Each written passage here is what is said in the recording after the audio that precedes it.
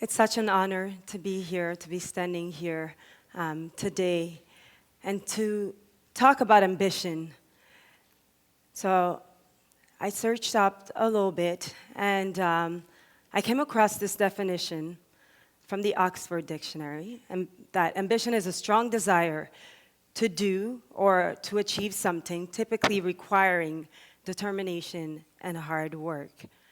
And so I asked folks around me on social media, how do they define ambition? A lot of them talked about discipline, some talked about sacrifice.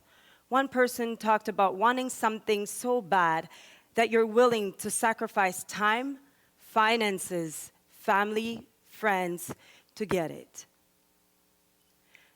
I want you to think about what ambition means to you. A man that I admire so much said that there is no passion to be found playing small and settling for a life that is less than the one you're capable of living.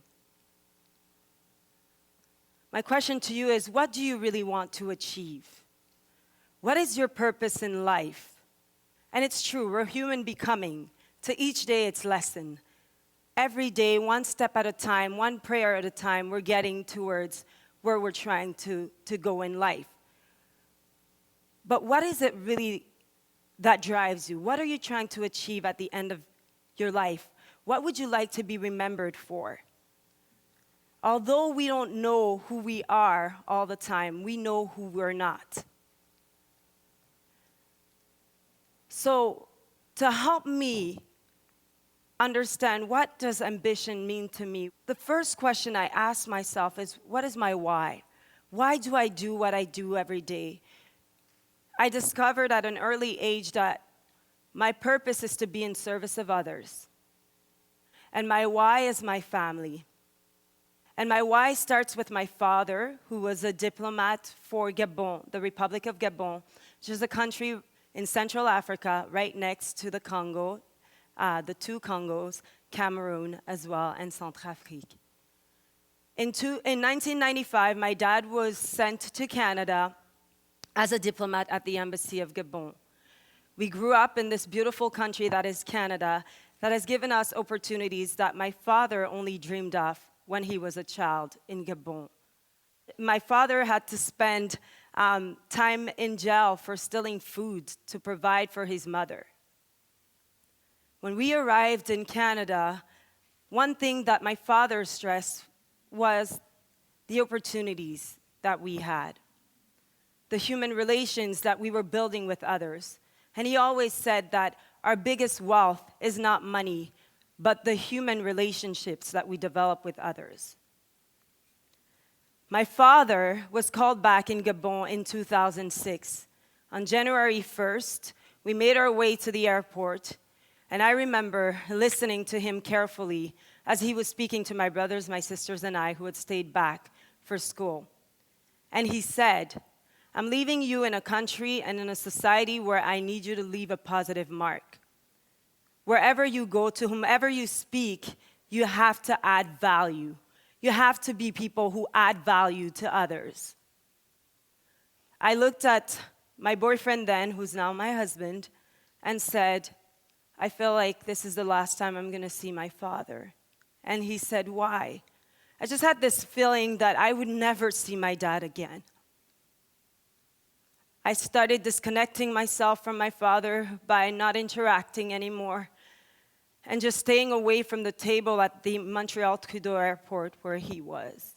On July 30th, my mother was set to go back with my little sister to Gabon to live with my father. On the night of July 26th to 27th, my dad was murdered by 4 people. 4 people we know, 4 people my father fed, 4 people he catered to. 4 people we trusted as a family, 1 woman and 3 men, with as only witnesses a 3-year-old and a 5-year-old who will forever be traumatized. I came back to Canada with no money because my father didn't have a will. And in Gabon, unfortunately, the wife often gets mistreated by the family, and my dad's family was trying to take everything from my mother. I got back here, my scholarship from Gabon wasn't going through, and I found myself homeless. I lived in a shelter, an all-man shelter, without permission to do so, because a friend of mine had also become homeless and had opened his small home to me. It was a very difficult time for me, but I needed to get out of there. And I gave myself 3 months. I got 3 jobs. I was working at student cards. I was also working at a call center at the university. And I was working at the reception as a receptionist of the Student Federation of the University of Ottawa. I would shower in school, and no one knew that I was homeless. But that didn't determine my ability to rise above my circumstances. I was so determined to get out of homelessness, to finish my studies, to honor my father's memory, and to honor my mother, who was still suffering in Gabon. All of my life, I feel like it's always been about challenges. It's always been about great challenges, people doubting me, telling me that I can't achieve something that I knew I could achieve. I always tell everyone, it is true that you have to visualize it until you make it, to hard work it until you make it, to claim it until you have it. In 2017, I went to the embassy of Gabon, where I was called to represent Gabon at the International Mrs. Universe contest. As a young child, I've always wanted to embark in pageants, but a pageant that actually made sense in terms of women's rights. And then came this great opportunity of this contest that was happening in Africa, in South Africa, for the first time in the history of the contest. I was approached by certain people and sponsors to get there. The day before getting there, I started facing a lot of challenges. Everyone can rise above their circumstances and achieve success if they're dedicated and passionate about what they do. This is the email that I received the night before my trip. Gwen, unfortunately, I spoke to so-and-so, and we believe that it would be a waste of time for you and a waste of resources for us to support you in this project. Unfortunately, you don't have any experiences in pageants. It will be your first time, and I suggest that you go and watch to prepare you for the one next year. The reality is that Black women barely make it to the top 20. You will be competing against Latinas and Russians who have prepared their whole life for this moment. I didn't have much money to go, but I was determined to go. The low amount of money I had could only allow me to go with a one-way ticket, which I did. Yes, it was crazy, but I was determined that I would make history as the first Black woman to pass that top 20. And so I went back to the embassy of Gabon, spoke to the ambassador and the members of the diplomatic corps, and told them, if I do pass the top 20, will you be kind enough to buy me my plane ticket back? And they said, no. If you pass the top 5, we will do so. And so I did more than that. I brought a crown home.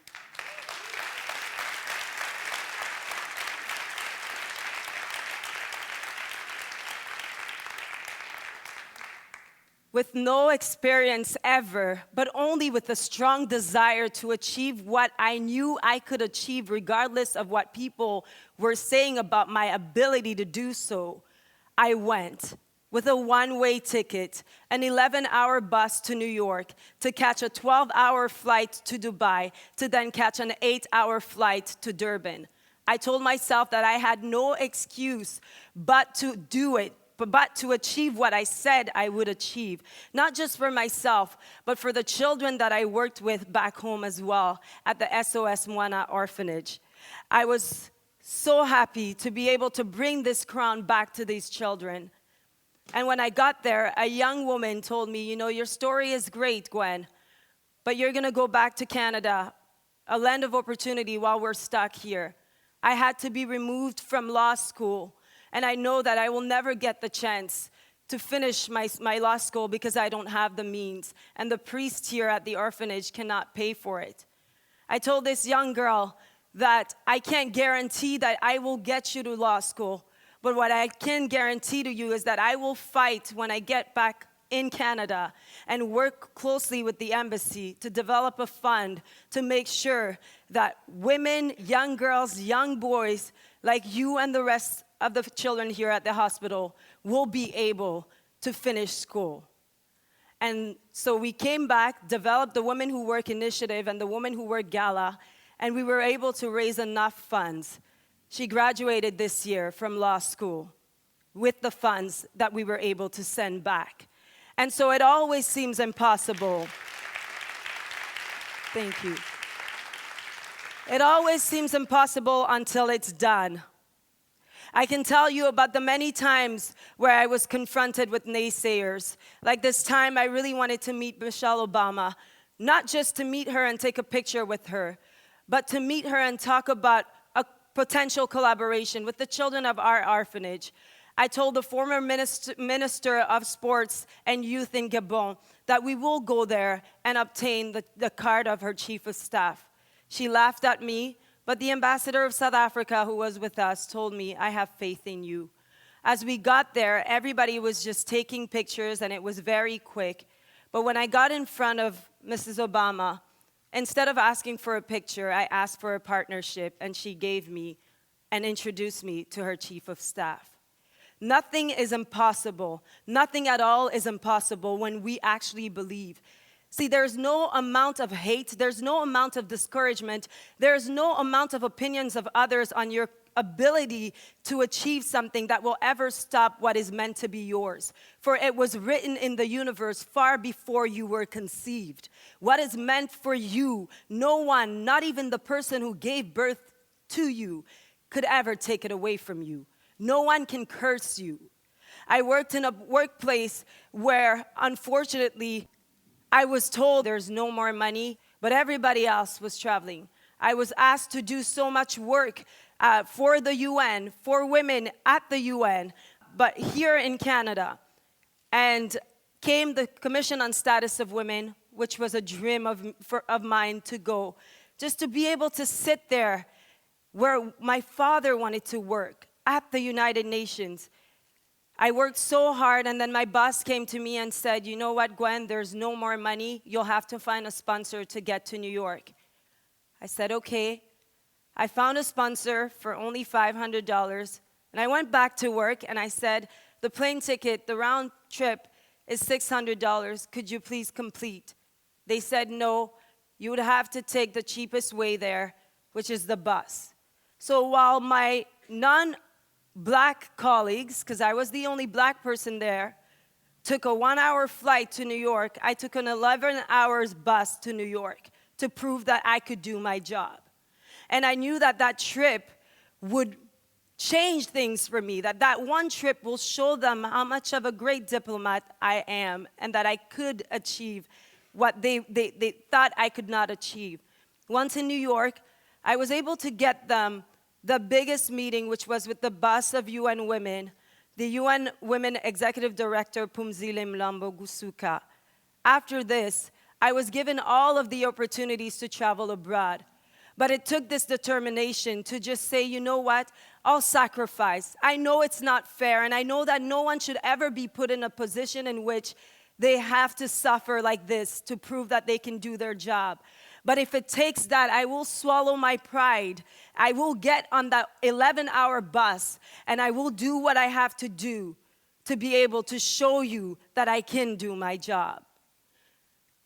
Sometimes in life, people will try to discourage you, but you have to let the rain of judgment, opinions of people on your ability to achieve greatness flow down the umbrella of your resilience, indifference, and success.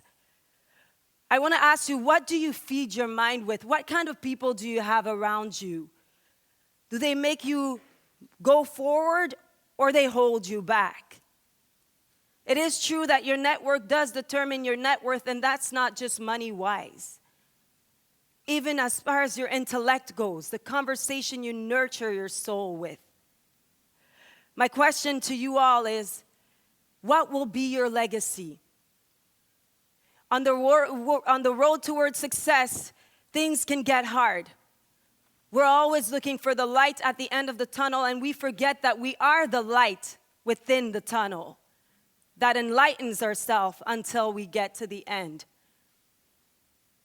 I want you to think about what you want to leave behind. What do you want to build?